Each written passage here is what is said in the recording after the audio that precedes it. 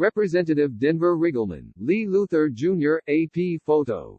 A small universe of Republican Party activists will drive through the parking lot of a Central Virginia church on Saturday to decide the fate of Representative Denver Riggleman. A one-term congressman with a libertarian streak, Riggleman has found himself locked in a fierce intraparty battle after he enraged local officials in his district by officiating a same-sex marriage last year. His re-election prospects are further hampered by Virginia's insular election system, which allows a paltry number of GOP delegates to choose the nominee at a convention. By Sunday morning, he may become the third House incumbent to fall in the 2020 cycle.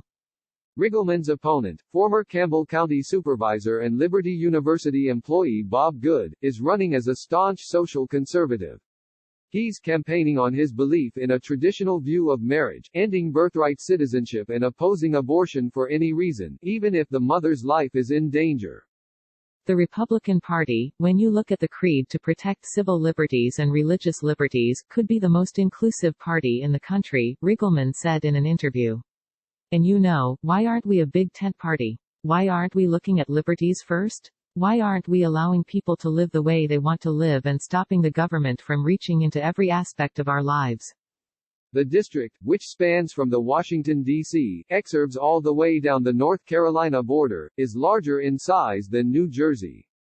Delegates, roughly 3,500 in number, may have to drive as far as 3 hours to cast a ballot. And the location of the convention likely benefits Good, who lives near the Tree of Life Ministries in Lynchburg, where the delegates will gather. Virginia is one of only a few states where the district's party organization can choose to pick congressional nominees in conventions instead of primaries. The process will be overseen by the 36 members of the 5th District Committee, a couple of whom are paid staffers for the Good campaign. Riggleman, a distillery owner and Air Force veteran, has excoriated what he described as a bizarre Dairy Queen convention, run by little party bosses or little Stalins, seeking financial gain. Their goal, he said, is to keep the electorate small as possible because his opponent wouldn't appeal to a larger voter base. I didn't grow up in that political pipeline, he said. I think I scare the hell out of people because I just say, hey, that's corrupt. Don't do that. The convention, initially set for April 25, was moved due to the coronavirus pandemic. Melvin Adams, the chairman of the 5th District's committee, pushed back against claims the process was engineered to disadvantage any candidate. My responsibility is not to any campaign, he said, stressing that there is no rule against committee members working for campaigns. It is to the party, our party plan, which is essentially a Bible for our party that guides us. It's the rulebook. I can't make things up as I go. I don't care how bad campaigns want me to. Quote. Good is projecting confidence in his prospects, declaring last month that he has support from 62% of the delegates to the convention, a claim that Riggleman refutes. The road to Saturday's convention began in July 2019, when Riggleman officiated the wedding of 2 men who had volunteered for his campaign. His wife posted a picture of the wedding on her Facebook page. Several GOP county committees in the district later voted to censure the congressman. The 5th District Committee also debated a censure motion, but it did not pass.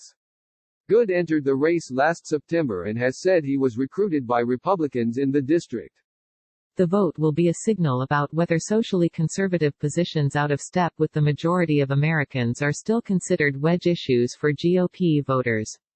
But Good, who stepped down from the Liberty University athletic department to run, has said his opposition to Riggleman extends beyond his willingness to officiate a gay marriage. What does Denver stand for? Good said in a radio debate between the two candidates last month. What conservative Republican issue is he strong on? What can you point to? He's out of step with the base of the party on life.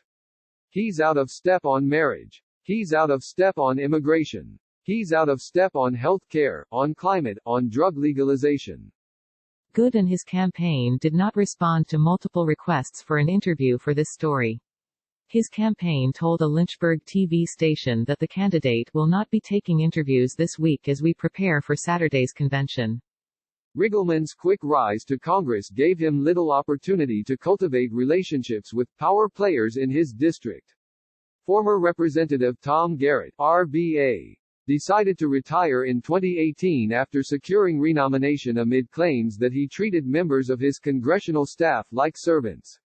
Garrett, who only served one term, cited an ongoing problem with alcoholism.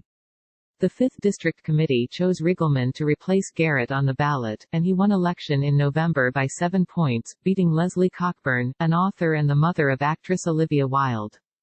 Garrett has endorsed Good, as has former Representative Virgil Good, who held the district until he was ousted by Democrat Tom Perriello in 2008.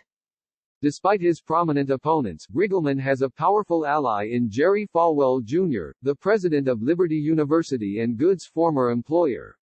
I really think the people who are opposing him over social issues are misguided, Falwell said in a brief interview with Politico.